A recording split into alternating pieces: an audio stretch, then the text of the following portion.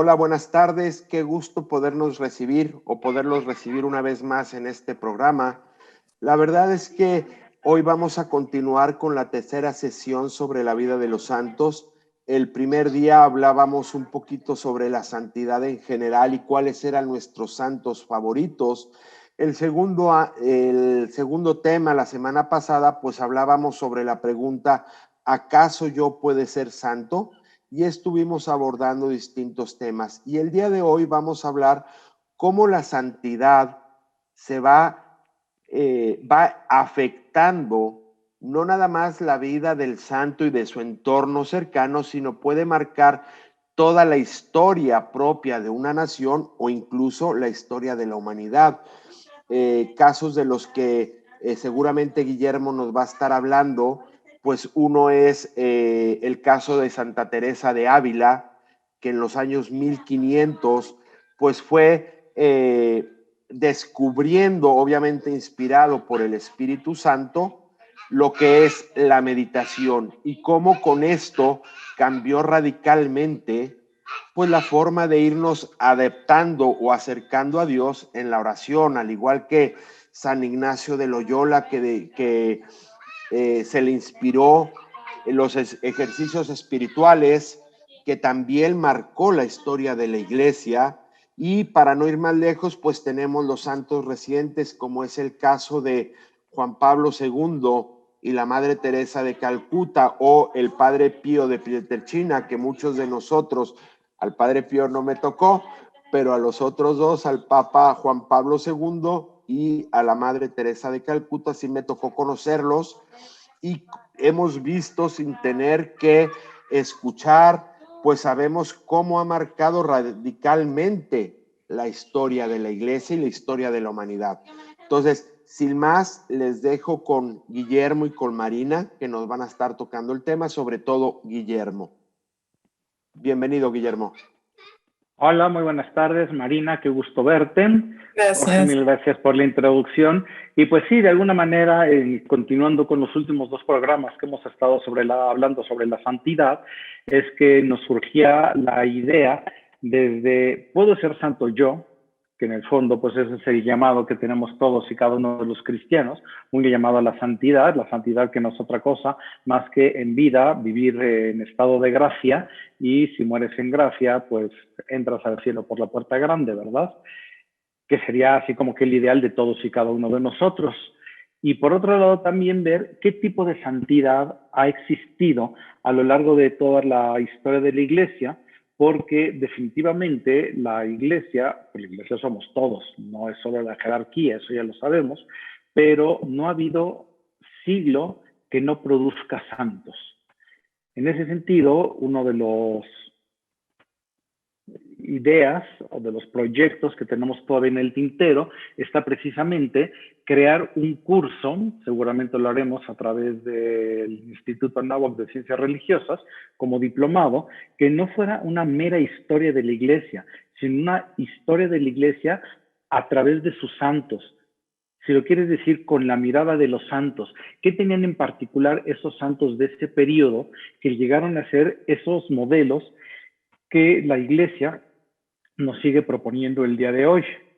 Ciertamente, el primer modelo de santidad, pues bueno, no hay tutía, es la Santísima Trinidad, y es el modelo de santidad por antonomasia, seguidos de María Santísima. Pero ya hablando de gente como tú y como yo, de carne y hueso y con pecados concebidos, entonces, ¿cómo es que cada uno de esos siglos llega? Es verdad que los que tuvieron el encuentro con Jesús de Nazaret, el Jesús histórico, pues bueno, ahí tenías así como que una ayudadota, una cosa así impactante, ¿no? Y aún así tenemos ejemplos que no fueron santos, como puede ser quizá el mismo Judas, que no es que la iglesia lo haya condenado, pero definitivamente no está canonizado, ¿verdad? Tenemos el caso de Simón el Mago, que en la primera comunidad pues se portó mal. Entonces, también es un hecho de que la santidad implica la libertad personal. En última instancia, es la opción constante a lo largo de mi vida que yo hago por el bien, a pesar de mi pecado, que reconozco mi pecado y me levanto y sigo optando por el bien. Y claro que después del año 64, pues optar por Cristo era, pues era una cosa peligrosa, porque recordemos que es cuando Nerón le echa la culpa del incendio de Roma a los cristianos. Realmente Roma se quemó, fue accidental, tampoco es que Nerón la haya quemado, pero como el pueblo se puso en contra, pues Nerón se buscó un chivo expiatorio y encontró que dentro de los judíos había una especie de secta que se llamaban cristianos, y como eran poquititos, dijo, acaben con ellos y se acaba el problema. Lo que él no pensó fue la reacción de los cristianos, que se iban a acercar a la muerte con el miedo natural, pero sabiendo que iban a contemplar a Cristo. Y había algo distinto en esas muertes, y ya lo dirá en su momento, me parece que es Tertuliano, que la sangre de los mártires es semilla de cristianos. Los cristianos de los primeros 3 siglos, yo los veo como cristianos espantados. Hay uno de los cuadros del arte paleocristiano que más me gusta y que es Jesús representado como buen pastor, y pues es un pastor joven vestido pues de pastor con una especie de botas para que pueda caminar por el campo con una loriga que es como vestido de griegos con faldita y tal, trae aquí su borrego, pero está viendo así como que de lado, como que muy espantado, como que cuidando. Digo, es que así deben haber vivido sus cristianos, con miedo a que me descubran o a que alguien llegue y me delate como cristianos. Entonces, tenemos allí un modelo de santidad muy interesante en el sentido de decir, el cristiano de estos primeros 3 siglos está tan convencido que está dispuesto a dar testimonio de la fe con su propia vida. Y la mayoría de los santos que conocemos de esos primeros 3 siglos son santos, tanto varones como mujeres. Muchas historias habremos leído alguna vez, ahí les recomiendo si tienen una noche de insomnio, las actas de los mártires, donde te platican cómo los sometían a tortura y ese tipo de cuestiones, y aguantaban y seguían adelante. En ese sentido, podremos decir, es un testimonio de muchísima resistencia y de una fe tan profunda, tan fuerte, que incluso están dispuestos a pasar por esa prueba tan ruda. Ciertamente son los primeros escritos del cristianismo que también heredaremos de esa época. Los famosos padres de la iglesia, los padres orientales, los padres latinos, los padres apologetas, etcétera. Es decir, es un cristianismo que va naciendo. Podremos decir que los cimientos de la iglesia de hoy están desde San Pedro hasta el emperador Constantino, que es quien finalmente le va a permitir a la iglesia salir al aire libre, y vendrá entonces un nuevo modelo de santidad. Y si es verdad que en los primeros 3 siglos la vida del cristiano era la vida del que se esconde para poder profesar su fe, ahora ya no tiene que esconderse, ahora puede profesar su fe en público, con las ventajas y desventajas que eso lleva, desde que nos volvimos la religión de moda y, o sea, como tú ya no eres cristiano, hasta pues gente que se convirtió porque era lo que convenía hoy, y que también abusos que se cometieron por parte de los paganos contra los cristianos, pues también hubo abusos de cristianos contra los paganos después de Nerón. Seamos francos, también ocurren esas cuestiones. Ya el cristianismo como una religión que digamos tiene carta de ciudadanía, ¿cómo funciona? Y quedó un poco la idea, la añoranza, si lo queremos decir, de que esos cristianos de los primeros siglos es que si eran hombres y mujeres de una sola pieza. Sí metían toda la carne al asador, y a veces era la propia carnita, como San Lázaro, que si ustedes digo, San Lorenzo, que si recuerdan, pues fue quemado en una parrilla. Y dices tú, ¿y dónde quedó ese testimonio, esa fuerza? Pues van a ser la idea del monacato, que de alguna manera ese meter toda la carne al asador, pues ya no es en un momento que puede durar 2 horas, o lo que dura una persecución, un año, sino que ya es una promesa de toda la vida, una entrega total. Y también con el monacato nos va a venir un ideal de santidad distinto. Es decir, el ideal de santidad queda allí, pero ya no será a través del testimonio con la propia sangre, sino del testimonio con la propia vida, con la entrega total a lo largo de todos los años, de todo el tiempo que Dios me dé para merecerlo.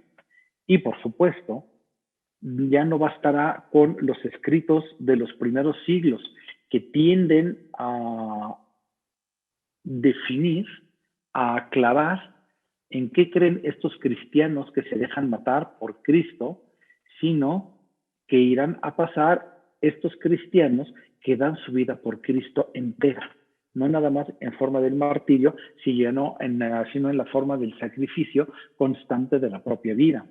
Y por supuesto, comenzaremos a tener cambios muy fuertes de estos libros de la apologética primera que nos están tratando de explicar qué sí creemos los cristianos y aclarar qué no creemos los cristianos. Recuerden que los primeros 3 siglos es cuando surgen, yo digo gracias a Dios, las herejías, que son ideas contrarias al dogma, pero que nos ayudan a aclarar en qué creemos.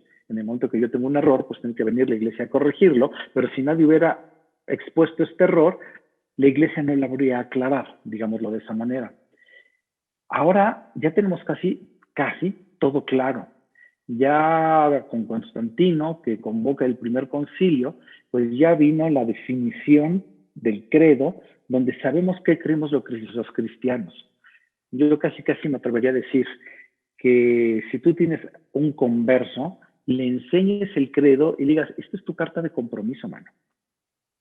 Si estás de acuerdo con esto, adelante, porque de eso se trata ser cristiano. Y ya no te matan por defenderlo. Pero ahora tienes que seguir viviendo de acuerdo a lo que crees.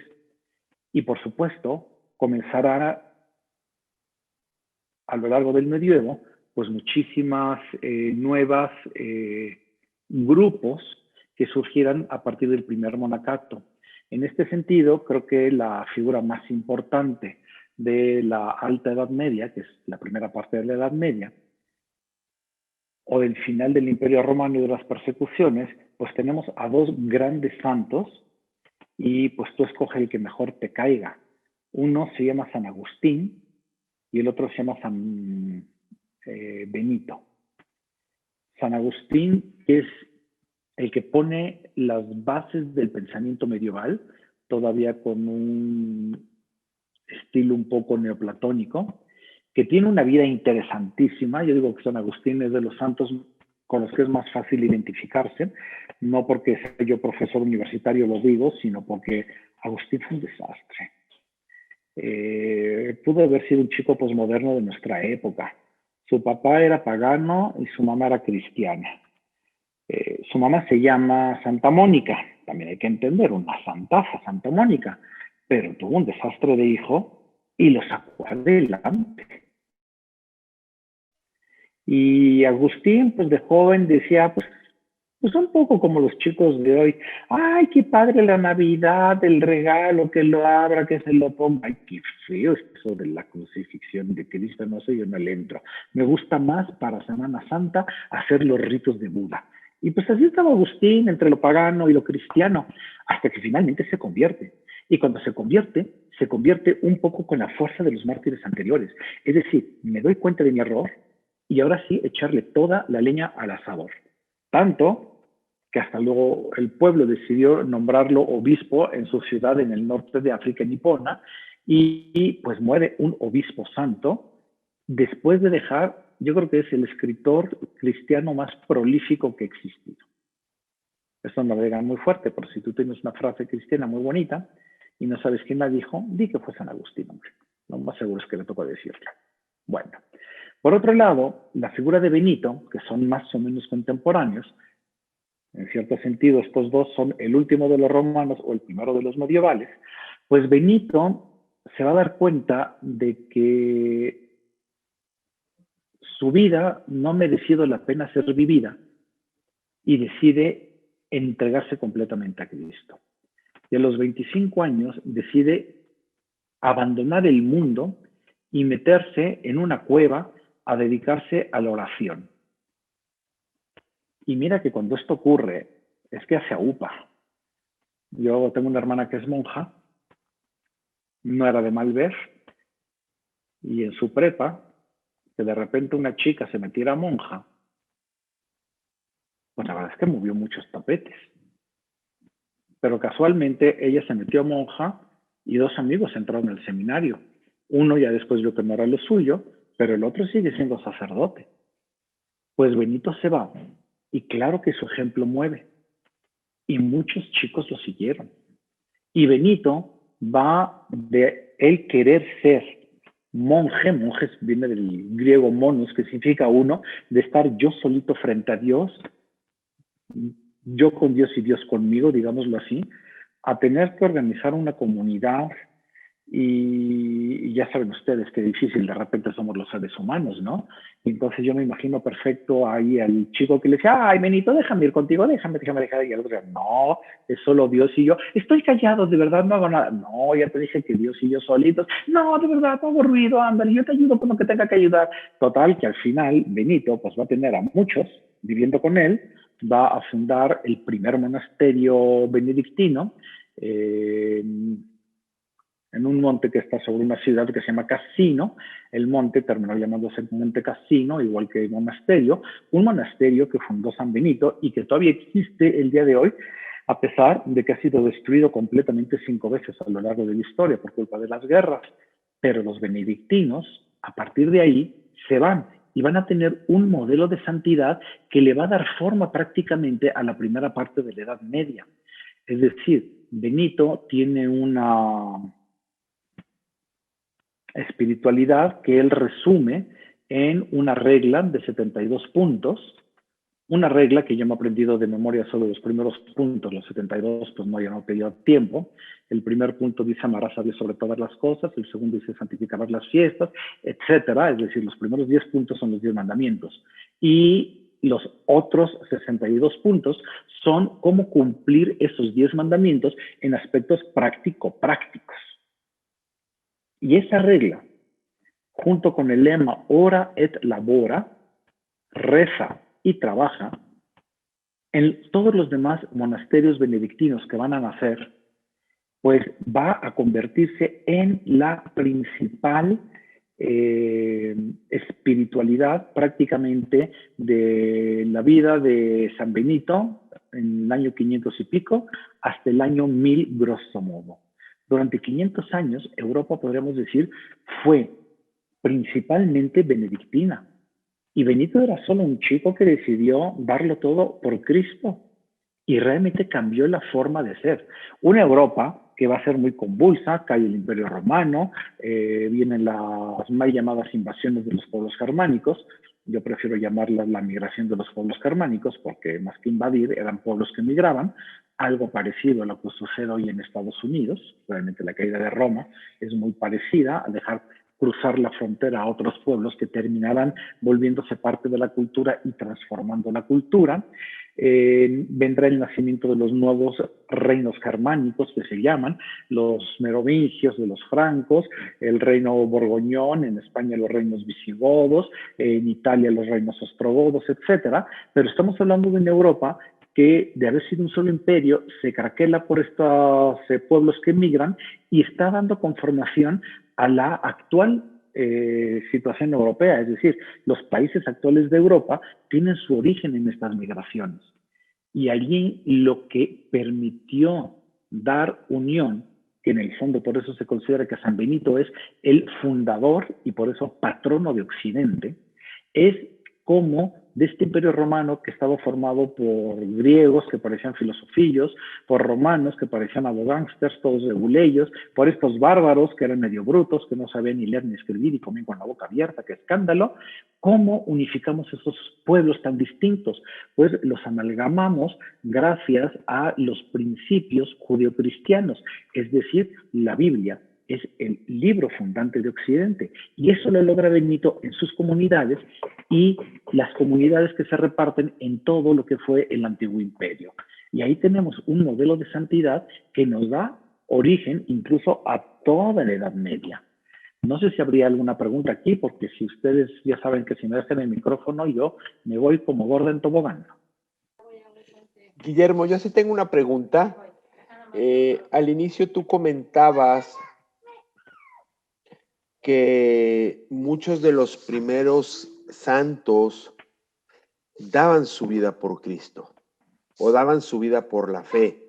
En el programa de la semana pasada nosotros hablábamos sobre cómo la gente tiene puesta su mirada en la eternidad, pero pues acrecentado de un amor grandísimo a Dios nuestro Señor. Voy a hacer una pregunta medio rara. ¿Qué pasó? ¿Por qué? Sé que hay santos actualmente que han dado su vida,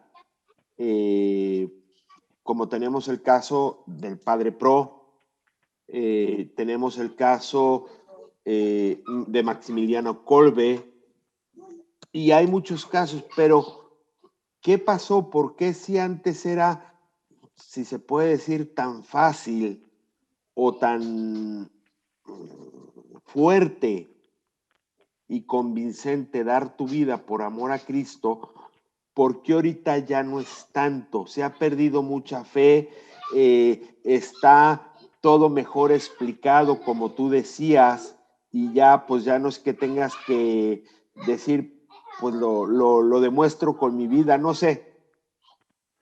Yo creo que ha pasado varias cosas. Primero, la frase que te brota de los labios es de este niño mexicano que le quitaron las suelas de los pies durante la cristiada. Sí, José Luis Sánchez del Río. José Luis Sánchez del Río decía, nunca antes había sido tan fácil ganar el cielo. Y el santo más joven de la iglesia del siglo XXI, Carlo Acutis, también dice que el cielo no puede esperar. Entonces, yo creo que el cambio es cultural y tiene que ver con varios motivos. Primero, los primeros 3 siglos cesan las persecuciones porque Constantino, al ser hijo de madre cristiana, quiere a los cristianos y al final de su vida Constantino mismo se convierte. Entonces Constantino prohíbe las persecuciones y le da carta de ciudadanía al cristianismo. Eso es un cambio cultural muy fuerte que logró obviamente que hubiera menos mártires. Aún así, no hay un solo siglo en la historia de la Iglesia, incluido el siglo XXI, que no haya tenido mártires. También hay muchos mártires del cristianismo en la actualidad. No todos católicos, ciertamente, pero por ejemplo, tenemos el caso que hizo mucho ruido de este grupo de cristianos coptos que en el norte de Egipto fueron degollados por ser cristianos. Y te estoy hablando de algo que ocurrió hace 3 años. Fue hasta el vídeo, circuló por todas las redes, etcétera. Entonces, donde hay persecución, pues hay mártires. Y donde hay persecución, habrá quienes no se atreven, y pues los entiendo, pero habrá los que reciben las gracias especiales de nuestro Señor para poder afrontar el martirio si fuera necesario. Entonces, ese amor y esa decisión seguimos viéndolo en casos muy actuales. Y tú mencionaste también al padre Maximiliano Kolbe, por ejemplo. Estamos hablando de hace 70 años.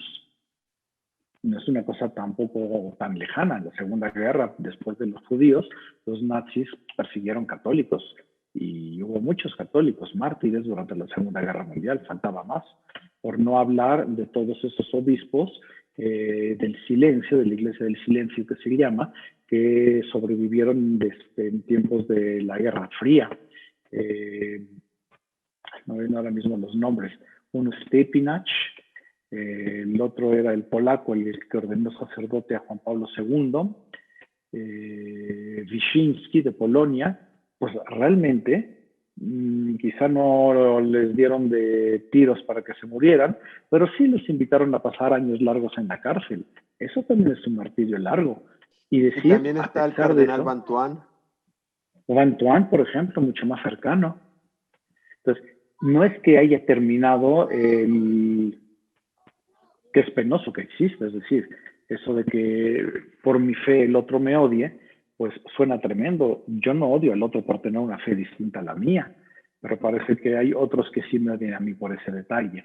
Entonces, creo que para contestar tu pregunta es, no ha desaparecido del todo, pero en la historia de la Iglesia es muy fuerte los primeros 3 siglos, que al haber un cambio cultural, eso permite que se dé el cambio. No sé si contesté tu pregunta. Marina, ¿tú quieres preguntar algo o seguimos escuchando atentamente todo lo que nos está diciendo Guillermo? Sí, no, yo quiero seguir escuchando Bueno, de la pues mil historia. gracias. ¿Por qué dije que en torno al año 1000? Los benedictinos no son conscientes de ser una orden hasta que llegamos a Cluny. Cluny escrito C-L-U-N-Y. Cluny fue un monasterio benedictino que dijo, algo anda mal con nosotros los benedictinos. Y es que llevamos ya 400, 500 años bien establecidos en Europa. No es que haya pasado en Europa, ni mucho menos. Sabemos que siempre ha habido guerras y que nos peleamos con el vecino y con el siguiente y todo eso. Pero los monasterios han perdido mucho del espíritu original de la regla porque hemos dejado que otras narices se metan al monasterio. Otras narices que pudiera ser el obispo, o peor aún, el señor feudal. Es decir, un conde decide erigir en sus terrenos un monasterio y luego quiere él gobernar ese monasterio. Y decíamos, aquí hay algo que no está bien. Entonces este grupo de monjitos en Cluny tuvo la feliz idea de pedirle al señor feudal donde estaban ellos, que si no me traiciona la memoria era un duque de Aquitania, permiso de quitarle un cachito a su feudo y que le diera independencia a ese feudo. De manera que ese monasterio no dependiera ni de la diócesis, ni del señor feudal, sino que su dependencia fuera directa de la Santa Sede. Y lo lograron. Y esto estuvo también que después pues le siguieron 4 monasterios más. De manera que Odón de Cluny se volvió abad de 5 monasterios, lo que se conoce como un archiabad. Y en ese momento está como que naciendo una orden benedictina de Cluny, los demás benedictinos que dijeron, pero tío, llevamos 500 años siendo orden y hemos sido monasterios autónomos, siguiendo una misma regla, pero cada quien muy a su aire. Y es entonces que se decide conformar los benedictinos como una confederación de monasterios en el que se trate más o menos de vivir la misma espiritualidad, la misma regla, el mismo lema, el mismo hábito, etc. Y podríamos decir, ya tenemos 2 modelos de santidad. Los benedictinos, que son muy buenos y que llevan adelante su obra, que han venido haciendo en 500 años con sus altas y sus bajas, y Cluny, que quiere volver a la exigencia de la primera regla. Uno de los problemas es que Cluny va a pecar de lo mismo y con el tiempo se volvió muy, muy, muy poderoso y de Cluny salió otro grupo. Hay un monjito gringo que se llama M. Raymond Trapense, que escribió 3 libritos interesantísimos. Yo les recomiendo los 2 primeros. El primero se llama 3 monjes rebeldes. Y no suena así como que la novicia rebelde, qué escándalo. Pero 3 monjes rebeldes es que fueron 3 monjes que salieron de Cluny nuevamente para regresar al prístino origen de la norma. Llevar la norma tan estricta como lo hubiera pensado San Benito. Entonces siguen siendo familias benedictinas, pero empezamos a ver que ya cada una empieza a tener su propio matiz. Entonces nos están proponiendo modelos de santidad distintos. Y esto va a coincidir que vienen las cruzadas. El segundo libro, que es este que tengo yo en mano, se llama La familia que alcanzó a Cristo. Y nos habla de la familia de San Bernardo. Bernardo tenía 4 hermanos mayores, tenía un tío, tenía 31 compañeros parientes con los que un buen día decidió entrar al convento. Convenció a todos y a los 22 años entró al Cister. Y resulta que su madre es beata, su padre es venerable, de sus hermanos son 4 beatos, su hermana es beata Y dices, órale, por eso está muy bien el título, la familia que alcanzó a Cristo. Y tenemos un modelo de santidad que es impactante. El tercer libro de Raymond ya nos habla del origen de los trapenses en Estados Unidos. Y no me acuerdo cuál es el título. No es un monje que vendió su Ferrari, pero es algo por el estilo. Debería venir. Se llama Incienso Quemado. 3 monjes rebeldes, la familia que alcanzó a Cristo e Incienso Quemado. Les recomiendo ampliamente la lectura para entender también cómo era que en una edad media esta familia que alcanzó a Cristo venía de la nobleza. El papá tenía castillo propio y tenían mucha gente que trabajaba para ellos. Y se metieron todos a monjes a formar una nueva familia.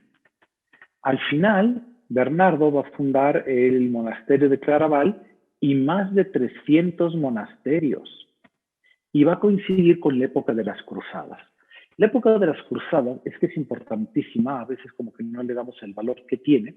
Normalmente dividimos a la Edad Media en dos, la Alta Edad Media, que será la primera parte de la Edad Media, y luego la Baja Edad Media.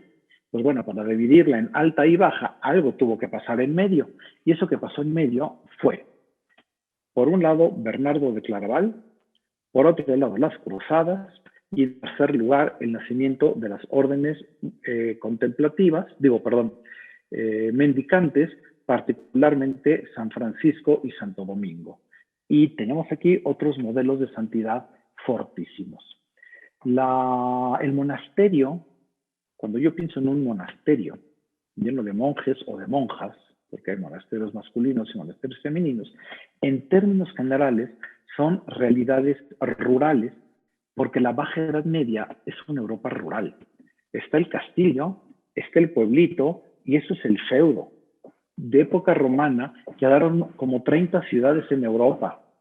Algún día me voy a esforzar de aprendérmelas todas, pero Nápoles, Roma, Florencia, Milán, Toledo, Mérida en España, Barcelona, Sevilla, París, pero son muy poquitas. El resto de Europa prácticamente era una Europa rural, es decir, el pueblito que atiende el castillo y que cuida todas las tierras alrededor. Y los monasterios suplen al castillo como propios feudos. Entonces el monasterio, en términos generales, es una realidad rural. Después de las cruzadas, que a los europeos se les abrieron los ojos de qué padre viven los moros, qué bonito, tienen tapetes y nosotros pisos fríos, comen delicioso con especies y nosotros nada más lo que cazamos en el campo, no viven la vida preparando el invierno, y piensa tú que es muy medieval cuando comes embutidos, que es la carne preparada para el invierno, cuando comes mermeladas, que es la fruta conservada para el invierno, cuando comes salmuera, que son las verduras conservadas para el invierno. Y estos tíos comen rico todo el año. Y además se visten de seda. Y se bañan con frecuencia y no se gastan. No, o sea, había cosas muy bonitas dentro de los moros. Y dijeron, pues queremos aprender de ellos, y para ello va a volver a nacer el comercio y va a renacer la idea de la ciudad. Y entonces va a haber un brote de nuevas ciudades que es impactante. Y esas nuevas ciudades, pues son las que van a llevar un cambio fortísimo. Bernardo va a escribir la regla de los caballeros templarios, por poner un ejemplo. Bernardo, además, va a recordarle a la Iglesia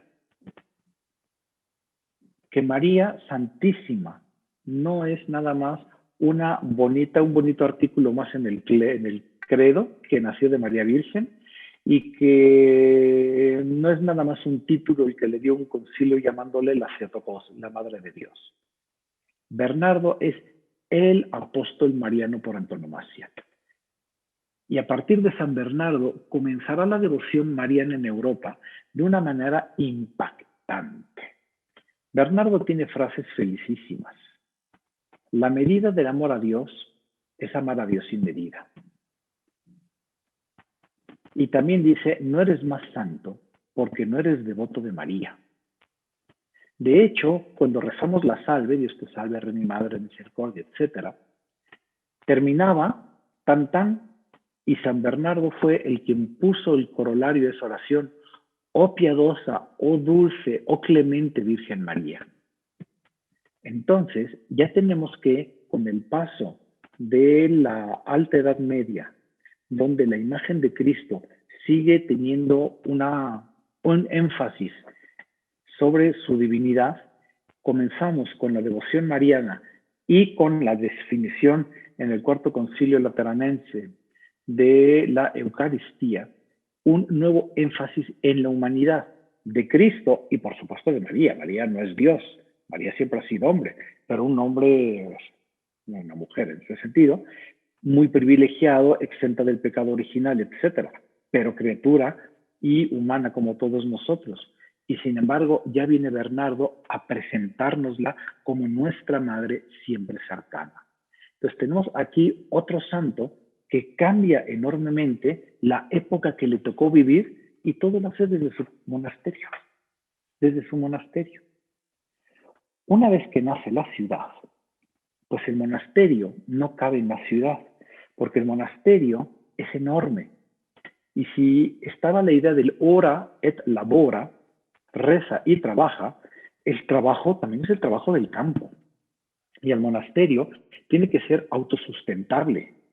Y entonces, sea que seas benedictino o que seas de los nuevos movimientos de corte benedictino que surgieron, como los camaldulenses, los trapenses, los cluniacenses, etc., está la misma idea de ora et labora. Tendremos un trabajo distinto, horarios distintos, unos se dedicarán más a escribir libros, otros se dedicarán más a hacer cerveza, por ejemplo, que es una de las grandes aportaciones de los benedictinos en Europa. Pero al llegar la ciudad, pues la ciudad no te da espacio para un monasterio. Lo más que te puede dar es una manzana, la ciudad. Y cuando nazca una nueva forma de orden que conocemos como las órdenes mendicantes, las órdenes mendicantes ya veremos que sí que son un fenómeno francamente urbano. Francisco de Asís, el primero. Francisco de Asís era un pijo, como dicen en España. O sea, era un niño súper fresa. Papi era el hombre más rico de Asís. De hecho,